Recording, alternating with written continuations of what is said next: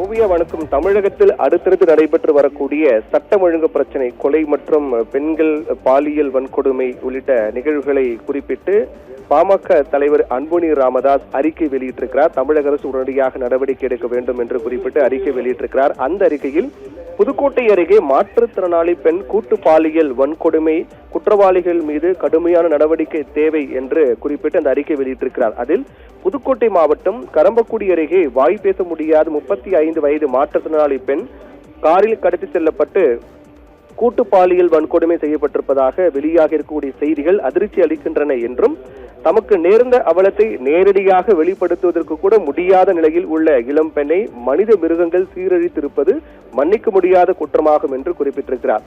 அதைத் தொடர்ந்து கரம்பக்குடி பகுதியில் இருக்கக்கூடிய அரிசி ஆலை ஒன்றில் பணியாற்றி வரும் அந்த பெண் வேலை முடிந்து வீடு திரும்புவதற்காக பேருந்து நிறுத்தத்தில் காத்திருந்த போது அங்கு காரில் வந்த கும்பல் அவரை கடத்தி சென்று கூட்டு பாலியல் வன்கொடுமை செய்ததுடன் கரம்பக்குடி ஆலங்குடி சாலையில் தள்ளிவிட்டு சென்றிருக்கிறார்கள். அதே போல திருவாரூர் மாவட்டம் முத்துப்பேட்டையில் கஞ்சா வணிகம் குறித்து செய்தி வெளியிட்டதால் ஆத்திரமடைந்த கஞ்சா வணிக கும்பல் ஒன்று தனியார் தொலைக்காட்சி செய்தியாளர் காஜா முஹிதீன் என்பவரை கத்தியால் குத்தியுள்ளது. இதில் படுகாயமடைந்த செய்தியாளர் தஞ்சாவூர் மருத்துவமனையில் மருத்துவத்திற்காக சேர்க்கப்பட்டிருக்கிறார்.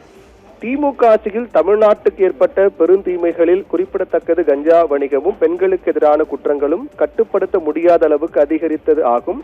திமுக ஆட்சி அகற்றப்பட்ட பிறகும் அத்தகைய குற்றங்கள் தமிழகத்தின் சில பகுதிகளில் தொடர்வது கவலை அளிக்கிறது என்று அன்புமணி குறிப்பிட்டிருக்கிறார். தமிழகத்தின் முதலமைச்சராக கடந்த 10ஆம் தேதி பொறுப்பேற்ற விஜய் பெண்களுக்கு எதிராக குற்றங்களை கட்டுப்படுத்த சிங்கப்பெண் சிறப்பு அதிரடிப்படை, போதைப் பொருட்கள் புழக்கத்தை ஒழிக்க காவல்துறையில் தனி அலகுகள் ஆகியவற்றை அமைப்பதற்கான கோப்புகளை கையெழுத்திட்டிருக்கிறார். அப்படி இருந்தும் இந்த நிகழ்வு நடைபெறுவது என்பது வேதனை அளிக்கிறது என்றும், திமுக அரசில் ஏற்பட்ட தீமைகளை ஒழிப்பதில் முதலமைச்சர் விஜய் அவர்கள் தலைமையிலான ஆர்வம் காட்டுவதற்கு இந்த நிகழ்வுகள் சான்றாகும் என்றும் குறிப்பிட்டிருக்கூடிய அன்புமணி, புதுக்கோட்டை அருகே இளம்பெண் கூட்டு பாலியல் வன்கொடுமை செய்யப்பட்ட நிகழ்விலும் கஞ்சா வணிக கும்பல் செய்தியாளர் கத்தியால் குத்தப்பட்ட நிகழ்விலும் சம்பந்தப்பட்ட குற்றவாளிகள் மீது கடுமையான நடவடிக்கை எடுக்க வேண்டும். இனி வரக்கூடிய காலங்களில் இத்தகைய குற்றங்கள் நடக்காமல் தடுக்க வேண்டும் என்று அன்புமணி ராமதாஸ் அந்த அறிக்கையில் குறிப்பிட்டிருக்கிறார். ஓவியா.